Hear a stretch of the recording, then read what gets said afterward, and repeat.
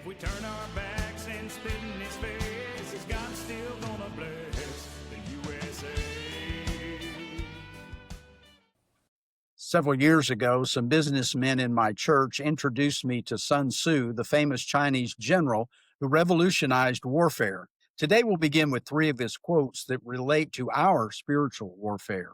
First, he said, all warfare is based on deception. Hence, when we're able to attack, we must seem unable. When using our forces, we must appear inactive. When we are near, we must make the enemy believe we are far away. When we're far away, we must make him believe that we are near. Second, the supreme art of war is to subdue the enemy without fighting. And then third, let your plans be dark and impenetrable as night, and when you move, fall like a thunderbolt. Greetings, patriots. I'm Perry Green. Welcome to this God in America podcast. The cultural conflict we face is not political, it's spiritual. We talk rather casually about spiritual warfare and typically think of the actions of an exorcist. More accurately, spiritual warfare is conflict happening between God and the anti-God creatures in the spiritual realm. That fight spread into the earthly regions and incorporated mankind. Paul speaks of this battle in Ephesians chapter 6. The conflict occurs daily and engages with prayer, Bible study, devout worship, soul winning, and more. For generations, the spirit beings who opposed God were unaware of his plans. 1 Corinthians 2, verses 7 and 8 revealed this mystery. Paul wrote, "But we speak the wisdom of God in a mystery, the hidden wisdom which God ordained before the ages for our glory, which none of the rulers of this age knew, for had they known, they would not have crucified the Lord of glory." Now that Jesus has died, been buried, resurrected, and ascended to the Father, the spiritual realm is aware of God's plan to redeem mankind and destroy evil.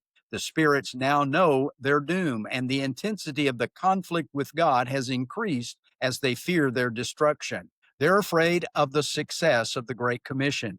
In Romans 15, Paul links the gospel ministry to Jews and Gentiles and writes, "Now I say that Jesus Christ has become a servant to the circumcision for the truth of God, to confirm the promises made to the fathers, and that the Gentiles might glorify God for his mercy. As it is written, for this reason I will confess to you among the Gentiles and sing to your name." And again he says, "Rejoice, O Gentiles, with his people."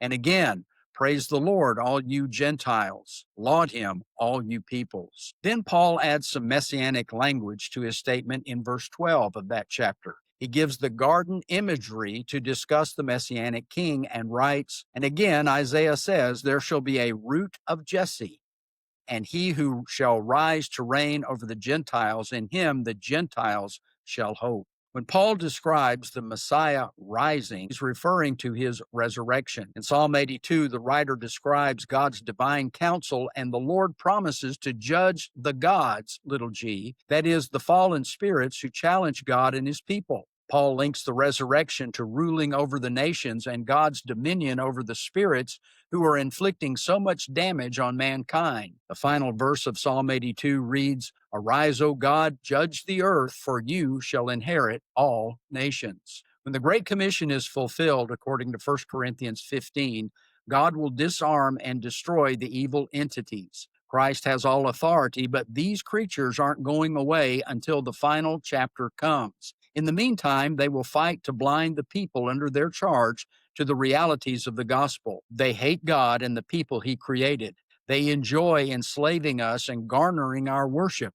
That is why Paul writes that we are combating principalities and powers in heavenly places, not flesh and blood. Paul links the Great Commission to the day of the Lord and the final destruction of the antagonistic, rebellious spiritual entities who are causing us such chaos and turmoil. Thus, spiritual warfare is not blatantly confronting demons, it is fulfilling the Great Commission. When it is successful, it will usher in the destruction of the cosmic powers, so they fight to derail the work of the gospel. The enemy knows that in the midst of chaos, there is also an opportunity, to quote Sun Tzu again. The longer they can keep us from fulfilling the task of spreading the gospel, the longer they can survive. Therefore, they distract Christians from their main job of seeking and saving the lost. Instead, we turn our attention to self-help, the repetition of traditions, entertaining worship services, and infighting. Mercy Otis Warren was an early American activist, poet,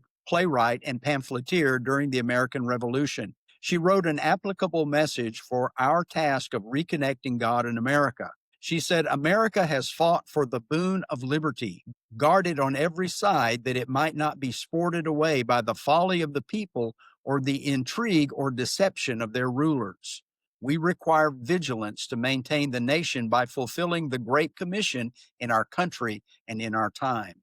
Well, thank you for being with us today. Please like, follow, subscribe to, and share our podcasts. Until next time, let's keep the light of fighting the spiritual warfare burning.